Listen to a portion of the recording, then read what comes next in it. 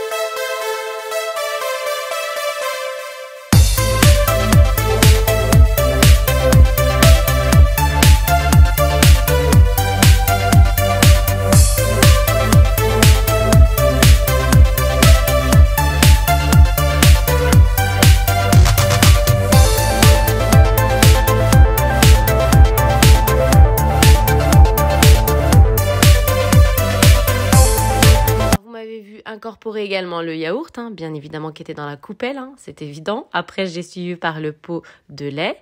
Et bien sûr, on va clôturer cette délicieuse et magnifique et sublime recette par un sachet respectif de levure chimique pâtissière, 11 grammes. 11, 11. Je veux que ça gonfle. Je veux un sponge cake. Vous allez avoir un cake estival, un cake léger, un cake aérien, un cake arrobase choumchoumnaz. Je vous laisse récupérer un moule préalablement bien beurré. Vous y incorporez des graines de sésame blanche comme moi ou autre chose, des amandes, simplement de la farine.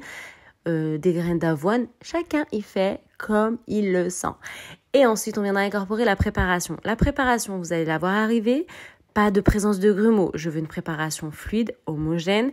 Et bien sûr, on ne fouette pas longtemps. Bien entendu, je veux quand même garder mes ingrédients al dente. Oui, al dente.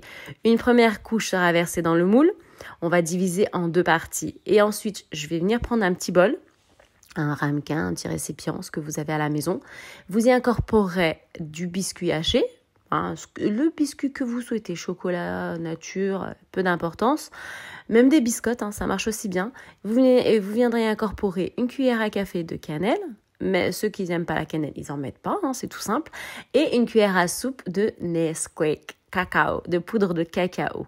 Cette préparation va nous servir à créer des petits traits, des petits dessins à l'intérieur de notre cake, simplement pour un design, un style. Saupoudrer la première couche qu'on a déversée dans notre moule par cette préparation. Et ensuite, on referme par la deuxième moitié qu'on a laissée à l'intérieur de notre saladier. La fournée sera cuisson de base, température de base pour un simple cake, 180 degrés, environ 25 à 30 minutes. Vous restez à côté de votre four. Dès que vous voyez la première, au niveau de la cuisson, au bout de 20 minutes, vous allez voir que c'est un peu 20-25 minutes, que ça commence un peu à être doré au-dessus. Vous passez, vous bifurquez la cuisson au-dessus. Et ensuite, vous laissez bien refroidir et vous démoulez. Et la garniture, comme vous souhaitez. Vous pouvez mettre de la confiture, du chocolat. Moi, j'ai fait ce style. Vous faites ce que vous souhaitez. Moi, j'ai simplement fait fondre du chocolat blanc et j'ai mis une cuillère à café de pâte à tartiner noisettes. Mon peuple, ma communauté, je vous donne rendez-vous bientôt. Salam!